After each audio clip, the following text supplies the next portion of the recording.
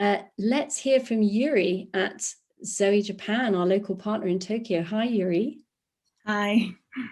Thank you so much for all the work you're doing in Japan to help make this campaign such a success. And, also your organization has been working diligently to, prevent children from exploitation and abuse, including human trafficking. Could you tell us what the reality of the problem is in Japan? Yeah, of course. Thank you so much for this very important question. And before we dive into that, I would like to mention two things. And the first thing is that this term human trafficking, like Christian mentioned, it is very widely known right now globally. But in Japan, it is still a very, very foreign concept to many people, and not many people know that it is still happening in Japan as an issue today. So that's the first one. And the second thing is that I am Japanese. I was born and raised here. I love Japan. And so when I talk about these issues of, reality of human trafficking in Japan, please know that I don't have any intentions to criticize my own country or the government. We as Zoe just seek to serve with whatever we can to help vulnerable people. With that being said, I would like to introduce some numbers and facts about the human trafficking issues in Japan. And yeah, thank you for sharing that. So the first one, this statistic is stated by Global Slavery Index 2018 report. 37,000 people are living in conditions of modern day slavery in Japan. And some advocates even say as many as 100,000 victims today. But it is very difficult to get the actual numbers because a lot of survivors face difficulties speaking up about their experience because of lack of awareness in our society, that it makes them very difficult to get the appropriate legal and medical and also emotional support when they speak up. So that's another reason why we don't really have the accurate actual number. But working with some of the amazing NPOs in Japan in the network called Genotip, Japan Network Against Trafficking in Persons, we hear hundreds of cases like these coming to seek help every year at each organization. So this number can be actually much more. So what are the issues of human trafficking in Japan? And I would like to introduce three main categories shown on the slide. And there are more forms of trafficking in Japan, and it's more complicated. Many other things are intertwined with each other, but since I have a couple minutes to explain, I have these three things, but please know that there are more than just this slide. And the first one is sex trafficking. Just like many other countries, we also have sex trafficking issues here in Japan. And main forms are forced prostitution and forced appearance in pornography. And when I say this word forced, it doesn't necessarily mean someone kidnaps you and puts a gun to your head and puts you in a cage and then you have no choice but to obey someone. It's not like that most of the cases. Often traffickers just make them do against their will through manipulation, threat, deception, and taking advantage of someone's vulnerability.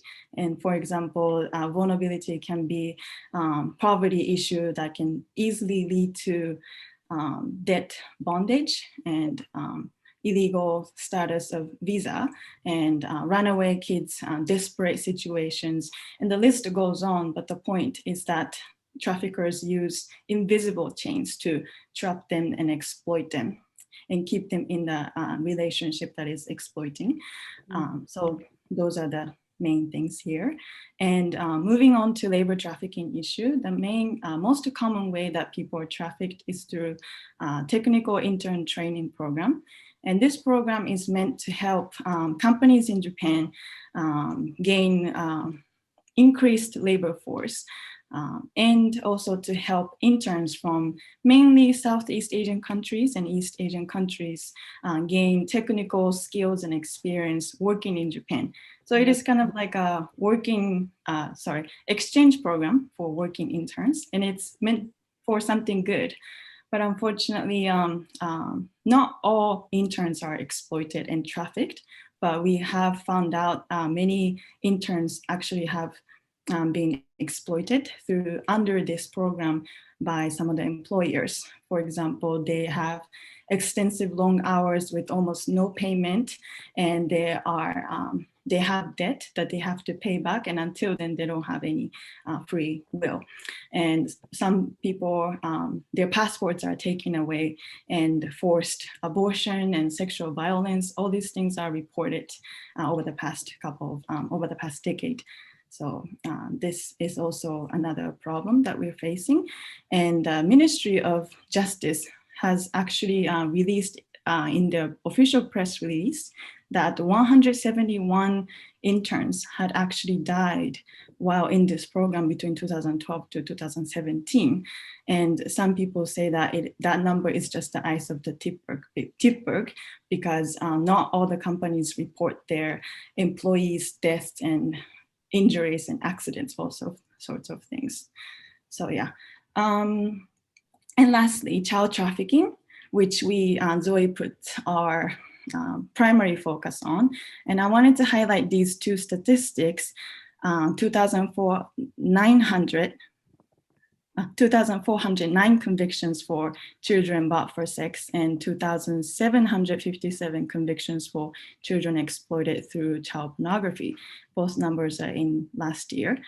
And the reason why I wanted to highlight these is because these, globally speaking, these are considered child trafficking. But in Japan's annual trafficking report, these numbers are not reflected in the report. So that's why the numbers or the statistic that we have is much, much lower than the reality. And it explains why many people still think that it is not an issue here. So yeah, I went through very quickly, but this is just a very overview of picture. I hope it gives an idea. Yeah, so, well, thank you for the work you're doing. And again, it's an opportunity to raise awareness, isn't it? Because the thing is, unless we raise awareness, unless we educate, how are you ever going to change it? And so it's an opportunity, isn't it, for you to be communicating about these statistics, exactly. About the reality of what's happening. And this is, like you said, it's got nothing to do, you love your country. I've been to Japan, I've been to Tokyo. It's an amazing country, an amazing city. And, we're talking about a global problem. No country, no city is exempt from this. And and that's what, it's no country, no city is exempt. And so, thank you for the work you're doing. And can you share why a campaign like It's a Penalty is so needed in Japan? Yeah, no problem. So as I mentioned earlier, that human trafficking awareness is still low, and that's why the survivors face difficulties speaking up and getting legal help and all those things. And we also have seen and heard many responses where whenever we talk about these issues, where not many people want to talk about this, or, because it can be very scary and dark and serious, and we understand that feeling. But I believe we have to start talking about this, because it is happening everywhere in your neighborhood. And unless we raise awareness about it, and we cannot make any changes in our society. Of course, we need to consider the context of, regarding when and how to talk about this, but we definitely need more and more people to know about this and start speaking for those who cannot speak for themselves. And that is why these top level athletes being role models to speak up and shine a light on this issue is absolutely amazing and impactful to our society. And to see them care about justice and express their passion against this, kind of crime in the video, to protect and to encourage people to make a report is very positive influence on many young people, and and children here. As you know, a lot of people look up to those athletes, as role models, and they achieve something so honorable, and they dedicated their whole life to that. So their words can be much more inspiring and impactful to the society to start doing something about this. And I believe It's a Penalty campaign is a great place to start the fire for people, and also for local NGOs like us to continue fighting for justice and protecting the rights of survivors. And we have amazing NPOs and NGOs working and tackling this issue so many years.